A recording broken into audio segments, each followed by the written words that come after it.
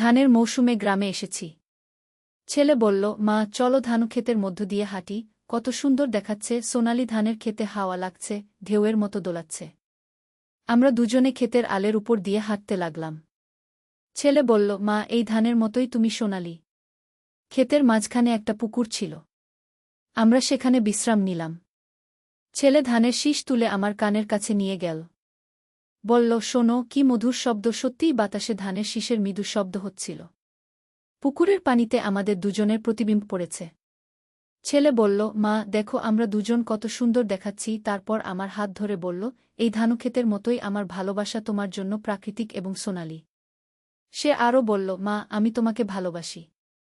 এই ক্ষেতে যেমন ধান পেকেছে তেমনি আমার মনেও তোমার জন্য ভালোবাসা পেকেছে।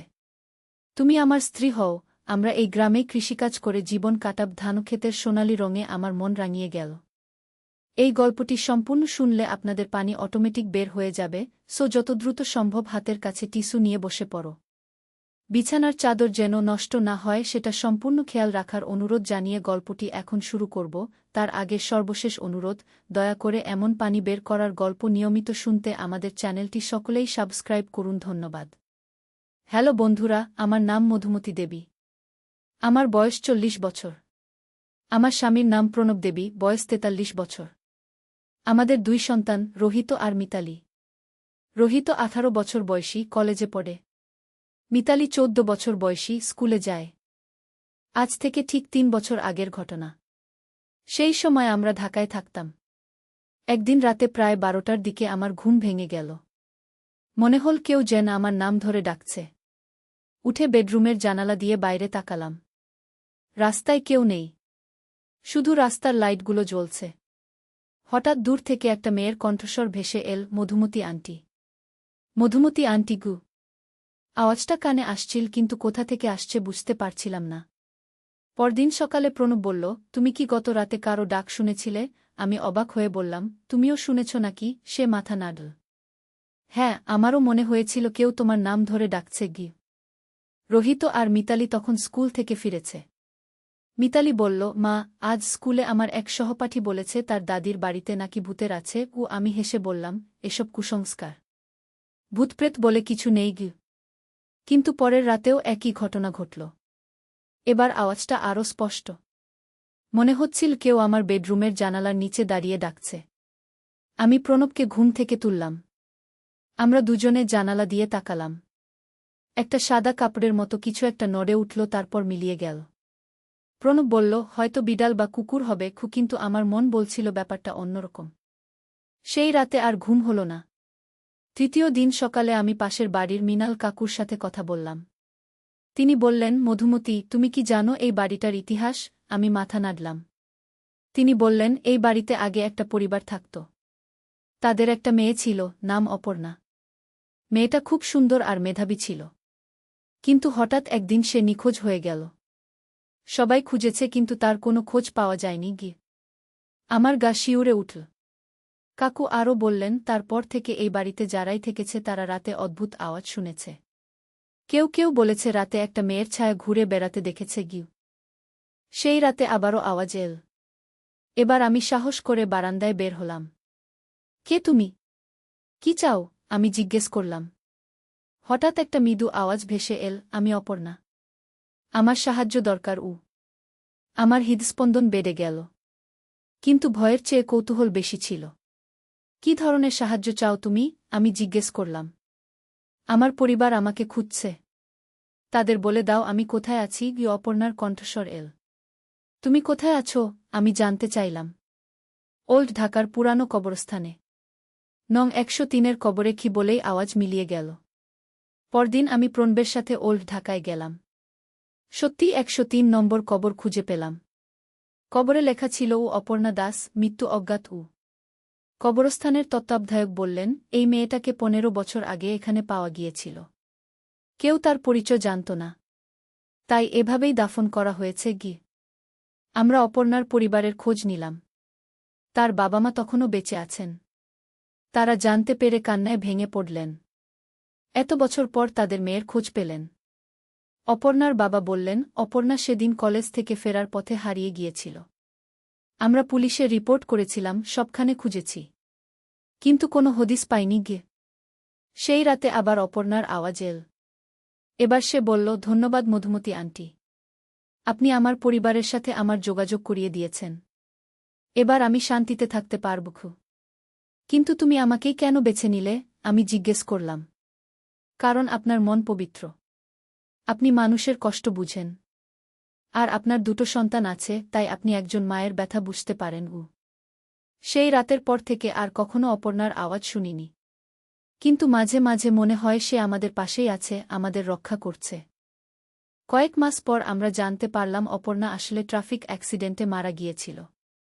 তার মৃত্যুর পর একটা অজ্ঞাত পরিচয়হীন মেয়ে হিসেবে তাকে দাফন করা হয়েছিল।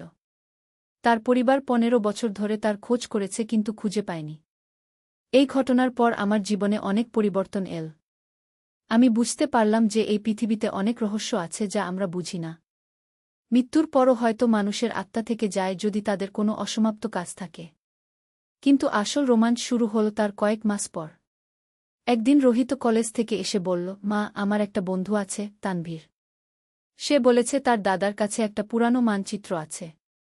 সেই মানচিত্রে নাকি একটা গুপ্তধনের স্থান চিহ্নিত আছে। আমি হেসে বললাম, এসব রূপকথার গল্প, গুপ্তধন বলে কিছু নেই।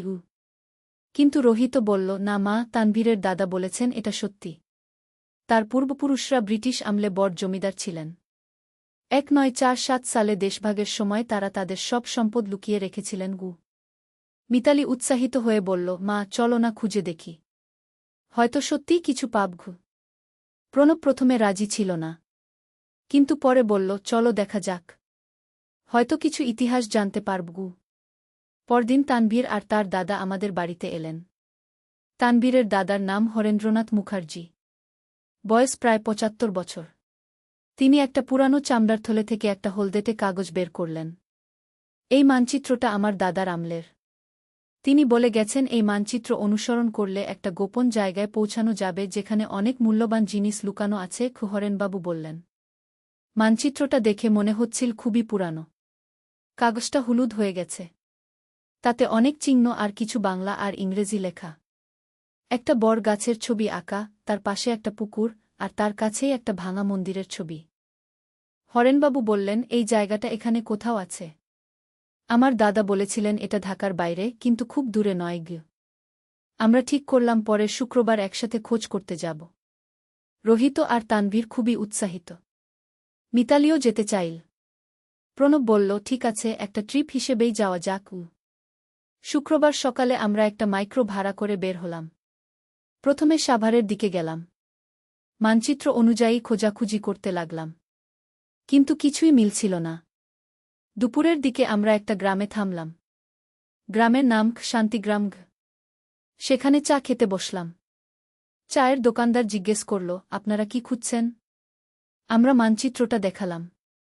দোকানদার বলল, এই জায়গাটা আমার পরিচিত মনে হচ্ছে। আমাদের গ্রামের শেষে একটা পুরানো মন্দির আছে, তার পাশেই একটা বড় বটগাছ আর পুকুর। আমাদের মন উৎফুল্ল হয়ে উঠল। দোকানদার আমাদের পথ দেখিয়ে দিল। গ্রামের মধ্য দিয়ে হেঁটে গেলাম। সত্যিই একটা ভাঙা মন্দির পেলাম, তার পাশে একটা বিশাল বটগাছ আর পুকুর। মানচিত্রে দেখানো জায়গার সাথে পুরোপুরি মিলে গেল। হরেনবাবু বললেন, এইটাই সেই জায়গা। এখন বুঝতে হবে সম্পদ কোথায় লুকানো। মানচিত্রে বটগাছের নিচে একটা চিহ্ন দেওয়া ছিল, আর লেখা ছিল 50 কদম উত্তরে, 10 কদম পূর্বে। আমরা বটগাছ থেকে মাপতে শুরু করলাম। রোহিত আর তানভীর কদম গুনে গুনে হাঁটতে লাগল। 50 কদম উত্তরে গিয়ে তারপর 10 কদম পূর্বে। সেই জায়গায় মাটিতে কিছু একটা শক্ত লাগল। খুঁড়তে শুরু করলাম। খানিক খোঁড়ার পর একটা পাথরের টুকরো বেরিয়ে এল। আরও খুঁড়লাম। তারপর একটা ইটের দেয়ালের অংশ পেলাম। প্রণব বলল, এইখানে বোধহয় কোনো পুরানো ঘর ছিল। আমরা আরও খুঁড়তে লাগলাম। হঠাৎ একটা ফাঁকা জায়গা পেলাম। মনে হচ্ছিল ভূগর্ভে একটা ঘর। রোহিত টর্চ জ্বালিয়ে নিচে তাকিয়ে দেখল। মা, এখানে একটা সুড়ঙ্গ আছে, সে উৎসাহিত স্বরে বলল। আমরা সবাই নিচে নামলাম।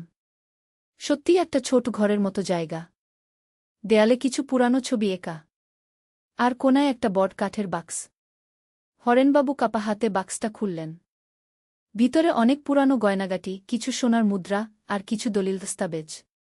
এটাই আমার পূর্বপুরুষদের লুকানো সম্পদ, হরেনবাবু আবেগাপ্লুত স্বরে বললেন। আমরা সবাই অভিভূত।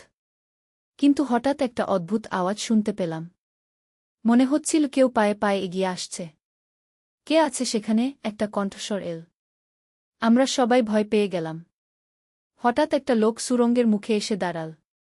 সে গ্রামের পোশাক পরা, হাতে একটা লাঠি। আপনারা এখানে কি করছেন? লোকটা জিজ্ঞেস করল। প্রণব উঠে গিয়ে বলল, আমরা শুধু ইতিহাস সম্পর্কে জানতে এসেছি। কোনো ক্ষতি করছি না গি। লোকটা বলল, আমি এই গ্রামের মুরব্বি। আমার নাম শফিকুল ইসলাম। এই জায়গাটা আমাদের পূর্বপুরুষদের কাল থেকে আছে। আপনাদের এখানে আসার কথা আগে বলা উচিত ছিল। হরেনবাবু এগিয়ে গিয়ে সব ব্যাখ্যা করলেন।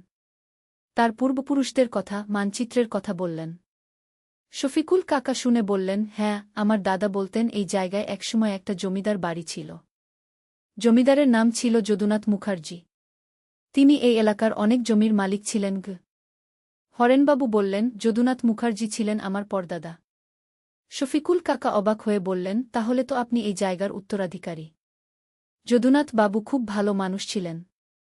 দরিদ্রদের অনেক সাহায্য করতেন। আমরা জানলাম যে যদুনাথ মুখার্জি 1947 সালে দেশভাগের সময় ভারতে চলে যাওয়ার আগে তার সব সম্পদ এভাবে লুকিয়ে রেখেছিলেন। তিনি ভেবেছিলেন হয়তো একদিন ফিরে এসে এগুলো নিয়ে যাবেন। কিন্তু আর ফিরে আসা হয়নি। শফিকুল কাকা বললেন, যদুনাথ বাবুর আমলে এই এলাকায় একটা স্কুল ছিল, একটা হাসপাতাল ছিল।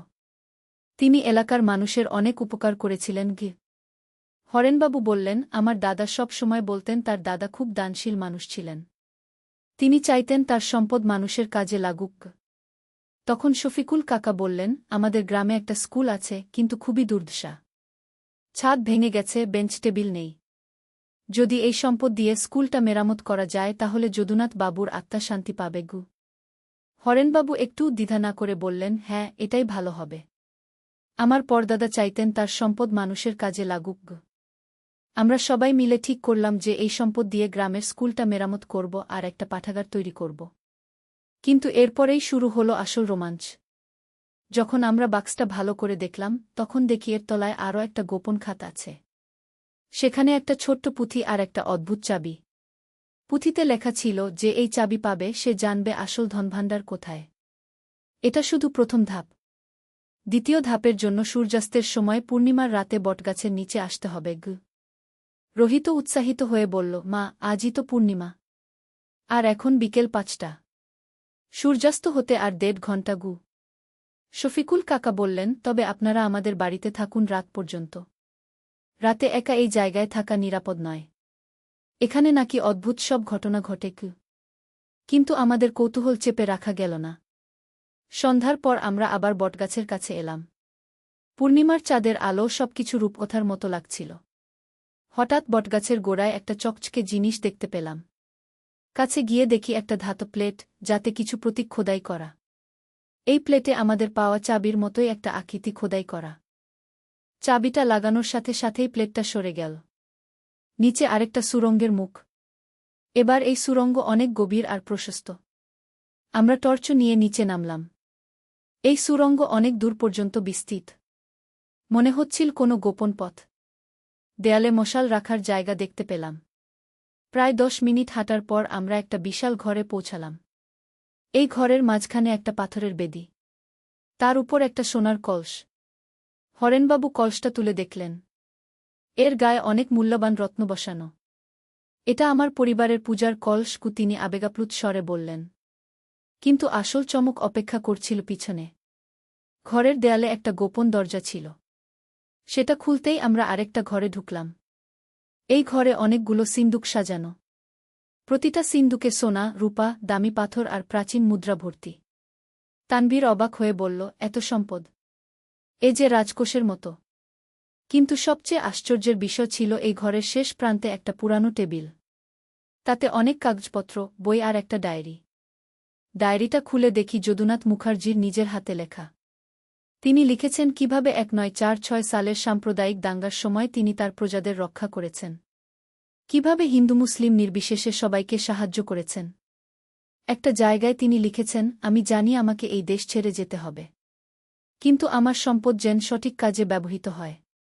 যে এই সম্পদ পাবে সে যেন এলাকার মানুষের কল্যাণে ব্যবহার করে গি। হরেনবাবু ডায়েরিটা পড়ে কান্নায় ভেঙে পড়লেন। আমার পরদাদা কত মহৎ মানুষ ছিলেন। তিনি শুধু নিজের পরিবারের কথা ভাবেননি, এলাকার সবার কথা ভেবেছেন গু।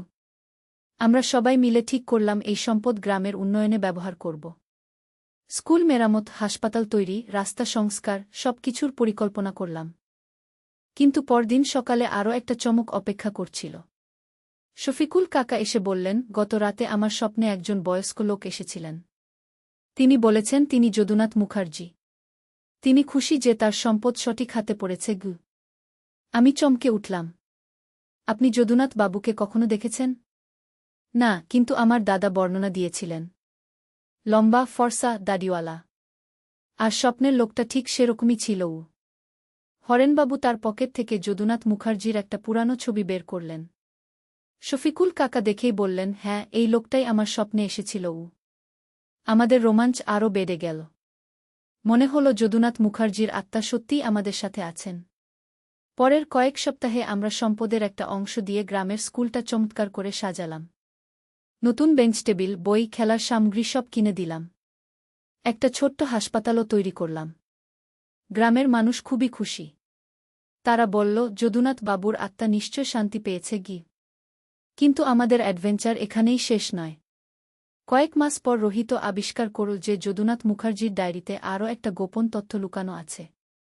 ডায়েরির শেষ পাতায় লেখা ছিল, যদি কেউ আমার প্রকৃত উত্তরাধিকারী হয় তাহলে সে জানবে আমার সবচেয়ে বড় গোপনীয়তা। সেই গোপনীয়তা লুকানো আছে আমার প্রিয় বইয়ের মধ্যে গি। আমরা খোঁজাখুঁজি করে একটা পুরানো গীতার বই পেলাম। সেই বইয়ের ভিতরে একটা গোপন পকেট। তাতে একটা চিঠি। চিঠিতে যদুনাথ মুখার্জি লিখেছেন যে তিনি শুধু জমিদার ছিলেন না, একজন স্বাধীনতা সংগ্রামীও ছিলেন। তিনি গোপনে ব্রিটিশদের বিরুদ্ধে কাজ করতেন। তার কাছে অনেক গুরুত্বপূর্ণ দলিল ছিল যা প্রমাণ করে কিভাবে ব্রিটিশরা ভারতীয়দের উপর অত্যাচার করত। এই দলিলগুলো তিনি লুকিয়ে রেখেছিলেন একটা বিশেষ জায়গা। সেই জায়গার নির্দেশও দিয়ে গেছেন। গ্রামের পূর্ব দিকে একটা পুরানো মসজিদ আছে। সেই মসজিদের মিনারের নিচে উত্তর কোণে 3টা ইট সরালেই একটা গর্ত পাওয়া যাবে। সেখানেই লুকানো আছে আমার সংগ্রামের ইতিহাস গ। আমরা পরদিন সেই মসজিদে গেলাম। মসজিদের ইমাম সাহেব মৌলানা আব্দুল করিম সাহেবকে সব খুলে বললাম। তিনি খুশি হয়ে বললেন, যদুনাথ বাবু আমাদের এলাকার গর্ব ছিলেন। তিনি ধর্মবর্ণ নির্বিশেষে সবার প্রিয় ছিলেন গু। সত্যিই মিনারের নিচে সেই জায়গায় একটা টিনের বাক্স পেলাম। তাতে অনেক চিঠি, ছবি আর দলিল। এগুলো ছিল স্বাধীনতা সংগ্রামের অমূল্য ইতিহাস। আমরা এই সব দলিল জাদুঘরে দিয়ে দিলাম, যাতে ভবিষ্যৎ প্রজন্ম জানতে পারে যদুনাথ মুখার্জি শুধু একজন জমিদার ছিলেন না, একজন দেশপ্রেমিকও ছিলেন। এই পুরো অভিজ্ঞতা আমার জীবনে অনেক বড় প্রভাব ফেলেছে। আমি বুঝেছি যে অতীতের সাথে আমাদের একটা গভীর সংযোগ আছে। আমাদের পূর্বপুরুষরা আমাদের জন্য যা রেখে গেছেন তা শুধু সম্পদ নয়, মূল্যবোধও। রোহিত এখন ইতিহাস নিয়ে পড়াশোনা করতে চায়। সে বলে, মা, আমি চাই আরও অনেক হারিয়ে যাওয়া ইতিহাস খুঁজে বের করতে গু। মিতালিও খুব উৎসাহিত। সে বলে, আমি যদুনাথ দাদুর মতো মানুষের সেবা করতে চাই। প্রণব বলেছে, এই অভিজ্ঞতা আমাদের পরিবারকে আরও কাছাকাছি এনেছে। আমরা একসাথে একটা অসাধারণ কাজ করেছি। আজ যখন আমি এই গল্প বলছি তখনও মনে হয় যদুনাথ মুখার্জির আত্মা আমাদের সাথে আছেন। মাঝে মাঝে রাতে মনে হয় কেউ আমাকে ডাকছে। কিন্তু এবার সেই ডাক ভয়ের নয়, শান্তির। অপর্ণার মতো যদুনাথ বাবু হয়তো চেয়েছিলেন তার অসমাপ্ত কাজ কেউ শেষ করুক। আমরা তার স্বপ্ন পূরণ করেছি। শান্তিগ্রামের মানুষ এখন আমাদের পরিবারের মতো মনে করে। প্রতি মাসে আমরা সেখানে যাই। দেখি কিভাবে স্কুল, হাসপাতাল চলছে। গ্রামের ছেলেমেয়েরা এখন ভালো শিক্ষা পাচ্ছে। অনেকে ঢাকায় এসে কলেজে ভর্তি হয়েছে। তারা বলে, আমরা যদুনাথ দাদুর স্বপ্ন বাস্তবায়ন করব। এই গল্পের মাধ্যমে আমি বুঝেছি যে জীবনে রোমাঞ্চ শুধু বইয়ের পাতায় নয়, বাস্তবেও আছে। শুধু চোখ খোলা রাখতে হয়, মন খোলা রাখতে হয়। আজও যখন আমি চাঁদনি রাতে বারান্দায় দাঁড়াই, মনে হয় হাওয়ায় ভেসে আসে যদুনাথ বাবুর কণ্ঠস্বর, ধন্যবাদ মধুমতি। তুমি আমার স্বপ্ন সফল করেছ গু। আর তখন আমার চোখে পানি এসে যায়। এই পানি দুঃখের নয়, আনন্দের। এই পানি গর্বের, কৃতজ্ঞতার। কারণ আমরা শুধু একটা গুপ্তধন খুঁজে পাইনি, খুঁজে পেয়েছি মানবতার সবচেয়ে বড় ধন, ভালোবাসা আর সেবা। এই গল্প এখানেই শেষ। কিন্তু যদুনাথ মুখার্জির স্বপ্ন এখনও চলমান। শান্তিগ্রামের মানুষের মুখের হাসি, স্কুলের ছেলেমেয়েদের পড়ার আওয়াজ, হাসপাতালে সুস্থ হয়ে ওঠা রোগীদের কৃতজ্ঞতার চোখ, এসবই প্রমাণ করে যে ভালো কাজের ফল কখনো নষ্ট হয় না। আর আমি এখন জানি যে জীবনের প্রতিটি দিন একটা নতুন অ্যাডভেঞ্চার। শুধু সেই অ্যাডভেঞ্চার খুঁজে নেওয়ার সাহস থাকতে হয়।